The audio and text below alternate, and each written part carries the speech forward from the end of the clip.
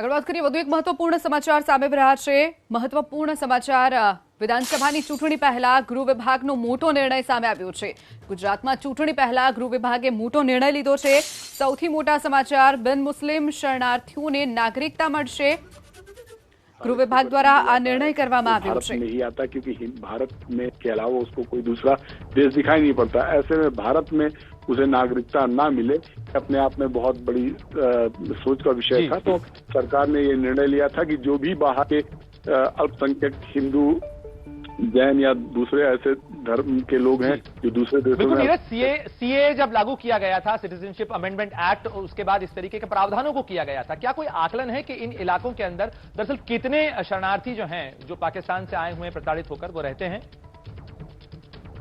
देखिए, एक एग्जैक्ट आंकड़ा तो बता पाना थोड़ा मुश्किल होगा, लेकिन मेरी जो जानकारी के अनुसार है, मेहसाणा और आणंद दो ऐसे जिले हैं गुजरात में जहाँ एक बड़ी संख्या में रह रहे हैं. ये कहा जा सकता है कि दोनों जिलों में जो संख्या है वो करीब 1 लाख से ऊपर की है.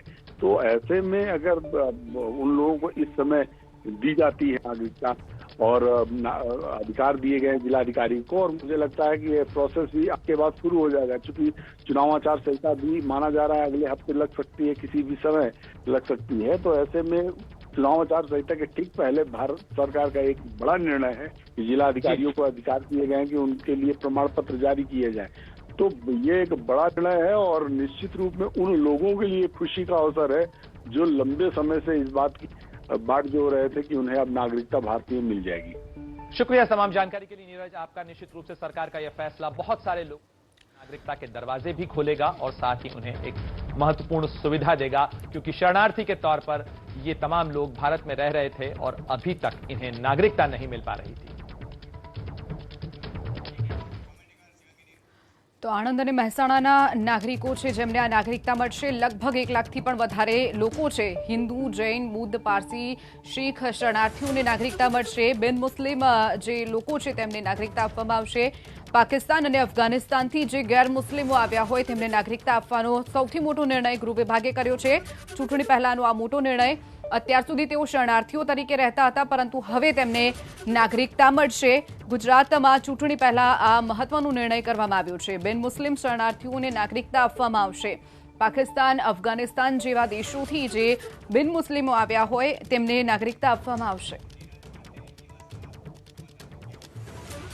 तो अंकित વધુ जानकारी માટે नीरज पांडे अपनी साथ जुड़ाई गया है. नीरज जी, जिस तरह से ये डिसीजन लिया गया है, जो शरणार्थियों है उन लोगों को ये नागरिकता दी जाएगी, क्या है आपका कहना इस बारे में?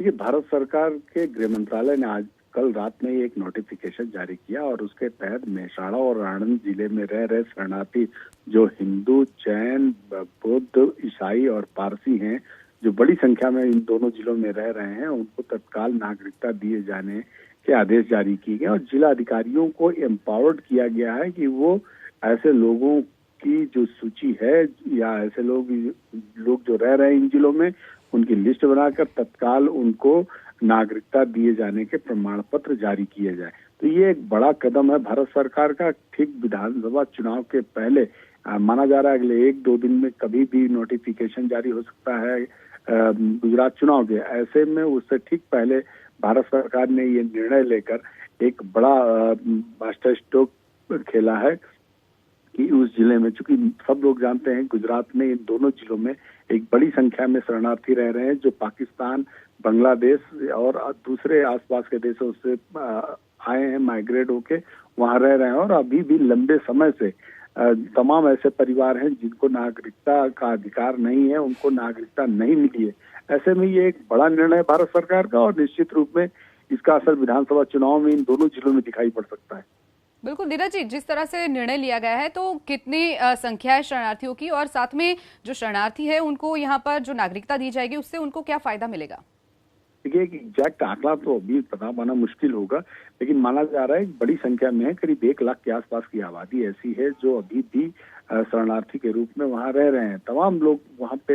दूसरा एक बड़ा वो है, केवल मेहसाणा और आणंद तो 1-2 जिले हैं गुजरात के, लेकिन बहुत सारे और भी जो जिले हैं जो दूसरे राज्यों के, खासकर राजस्थान से जुड़े इलाके हैं, तमाम वो इलाके हैं जहाँ पे ऐसे लोग रह रहे हैं. तो इसका असर उन लोगों पे भी पड़ेगा, दूसरे राज्यों की सरकारों पर भी पड़ेगा, क्योंकि जैसे भी यहाँ पर नागरिकता के अधिकार दिए जाएंगे, प्रमाण पत्र जारी किए जाएंगे, दूसरे राज्यों की सरकारों पर भी दबाव पड़ेगा और भारत सरकार के इस नोटिफिकेशन का उदाहरण देते हुए उन्हें भी नागरिकता के प्रमाण पत्र दिए जा सकेंगे।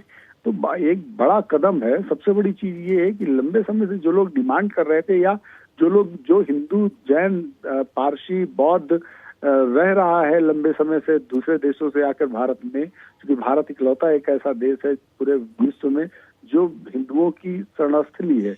यानी कि हिंदू अगर किसी भी देश में अल्पसंख्यक है और वहां से वो माइग्रेट होता है तो भारत के अलावा उसके पास और दूसरा कोई स्थान नहीं बचता जहां।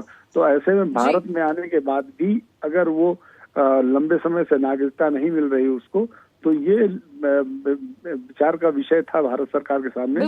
इसलिए केंद्रीय गृह मंत्रालय ने ये बड़ा निर्णय लिया। बिल्कुल नीरज जी, जुड़ने के लिए शुक्रिया।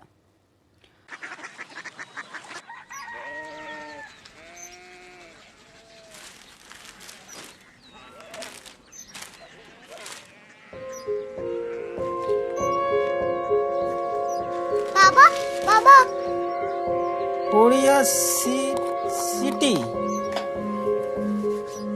जानिए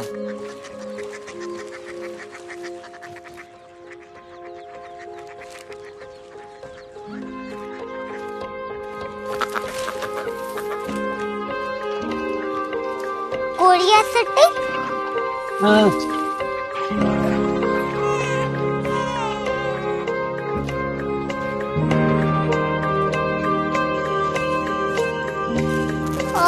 कोरिया सिटी कहाँ पे है? शहर अंग्रेजी लगे हैं।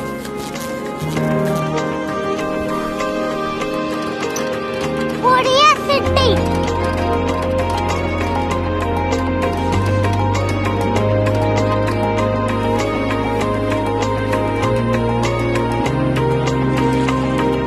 वो बहुत दूर है।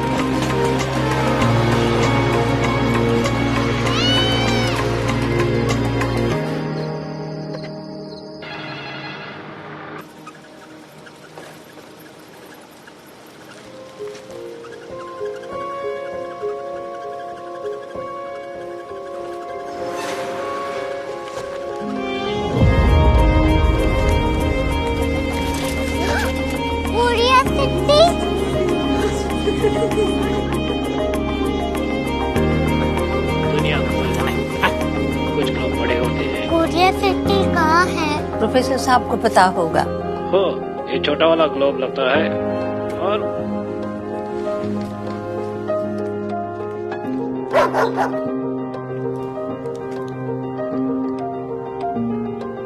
पता नहीं, मेरी बेटी से जाके मिल लो, शायद उसे मालूम हो।